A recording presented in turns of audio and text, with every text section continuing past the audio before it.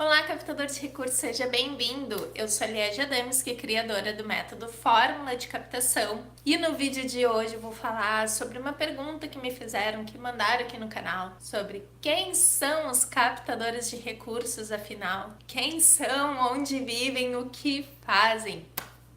Será que são super-homens, super-mulheres ou de tudo isso um pouco? É sobre isso que eu vou falar nesse vídeo hoje.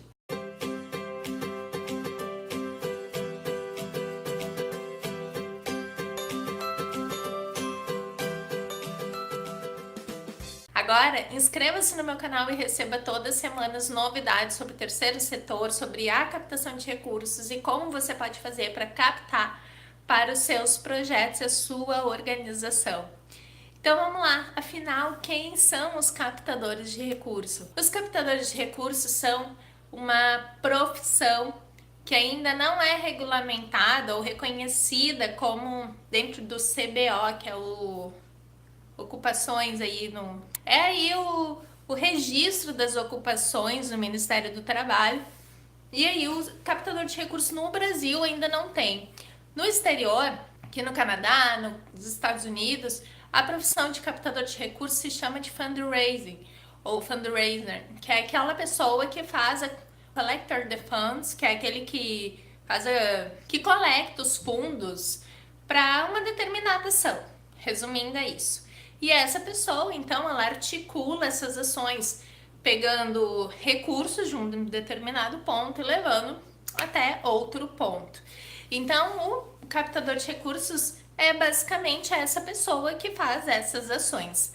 Agora, além disso, como que o captador de recursos pode ser contratado, remunerado, como que você pode ser um captador e como que você, então, pode trabalhar nessa área. Afinal, quem são os captadores e como que eles podem, então, ser contratados, ou seja, como você pode atuar nessa área, o que você pode fazer. Então, a gente tem um primeiro tipo de captador, que são os captadores que são funcionários de uma determinada organização, de uma instituição. Se você é um funcionário, você está contratado pelo regime CLT no Brasil, que é um contrato seletista ou um contrato temporário, ou um contrato sem tempo para terminar. E nesse caso, você recebe uma remuneração fixa por esse trabalho, por esse contrato, por essa ação que você está executando, por essa função que você está executando dentro da atividade. Então, você tem uma meta, provavelmente, de atividades para atingir durante o ano, de captação,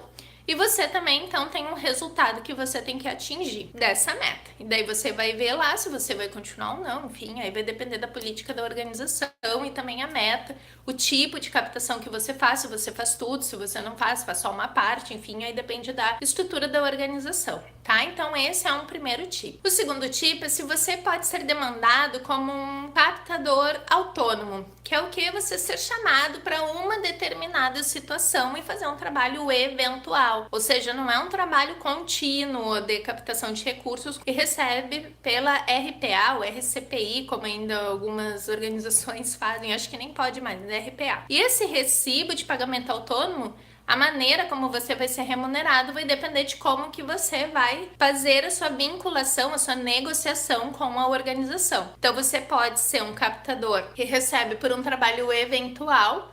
Através, então, desse trabalho, você é remunerado, ou de maneira fixa ou de maneira variável. Maneira variável é comissão sobre captação e maneira fixa é um valor X acertado pelo trabalho que é feito. Não indica que um profissional de captação seja remunerado apenas pelo resultado, porque existe todo um trabalho anterior que é feito para que se chegue num resultado. Então é importante talvez você fazer um fixo com variável se for nesse tipo de contratação, ok? O terceiro tipo é através de consultoria. Você pode ser um consultor que vai lá, vai dizer para a organização como que ela pode fazer, como que ela vai captar. Um consultor é diferente de um assessor. Ele não coloca a mão na massa diretamente. Um consultor, ele ensina como que as pessoas podem fazer. Então, se uma organização tem uma estrutura, você vai lá dizer para ela como que ela vai fazer. Esse geralmente é para profissionais mais sêniores ou que já têm mais tempo de experiência na área. A remuneração ela é fixa, geralmente um valor estipulado por hora, consultoria ou pelo tipo de serviço, aí depende do profissional. ok? É importante também destacar que de todas essas atividades, o único profissional que não tem, então, um contrato diretamente vinculado de longo tempo é o RPA, porque mesmo que ele vá fazer um trabalho pontual, ele também tem um contrato de trabalho, que significa que ele vai trabalhar num período X e vai receber por esse período. Se você é de organização, é importante que você faça contrato para evitar problemas trabalhistas, e se você é um profissional que faz esse tipo de trabalho ou quer fazer esse tipo de trabalho, é importante que você faça esse contrato, porque é uma garantia que ambas as partes têm, que ambas as partes vão cumprir com o seu combinado, a sua parte. E aí você também tem uma garantia de que vai receber esse recurso, certo? Então, há maneiras de fazer consultoria e também você ou pode ser um profissional autônomo e ter uma empresa, ou ser um consultor, assessor e ter uma empresa. E aí também pode fazer a assessoria. Se você está começando, assessoria, consultoria. Se você está começando, uma possibilidade é fazer um registro no MEI. Mas eu sugiro que você analise melhor como que vai ser a sua estrutura, enfim, antes de fazer o registro, o que você quer fazer. Aí procura um contador também que vai poder te ajudar um pouco melhor nisso, ok? Que daí cada caso é um caso. Como que você pode ser remunerado? Então, como eu já falei, você pode ser remunerado de maneira fixa e variável. O melhor e o mais interessante é fixa e variável. Por quê? Porque você tem um trabalho que você executa, por exemplo, se você faz edital, você elabora projetos. Então você tem um tempo de elaboração. Se você trabalha com captação online, você tem toda uma estrutura que você prepara antes do resultado da captação. Então esse tempo e esse trabalho que você está fazendo, ele deve ser remunerado. E essa remuneração vai acontecer através dessa remuneração fixa. O resultado deste trabalho é o que vai te dar uma renda variável. Essa renda variável significa comissão sobre a captação. O percentual vai depender da negociação que você fizer.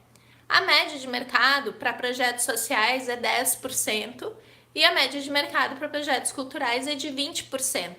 Mas este número é variável dependendo do tempo de atuação que você tem na área, os seus resultados comprovados, o tempo que você vai levar para executar aquele projeto também, que tipo de captação que vai ser feita, se é online, se não é, se é pessoa física, se é pessoa jurídica. Então tudo isso vai depender de como é o trabalho. Mas a média é de 10% e 20%. Vale lembrar também que tem um tipo de remuneração que é a fixa mais um bônus, que é o quê? Durante o ano você tem lá suas metas para atingir, se você atinge essa meta você ganha um bônus. Então não é a variável, mas é uma fixa com uma bonificação de fim de ano.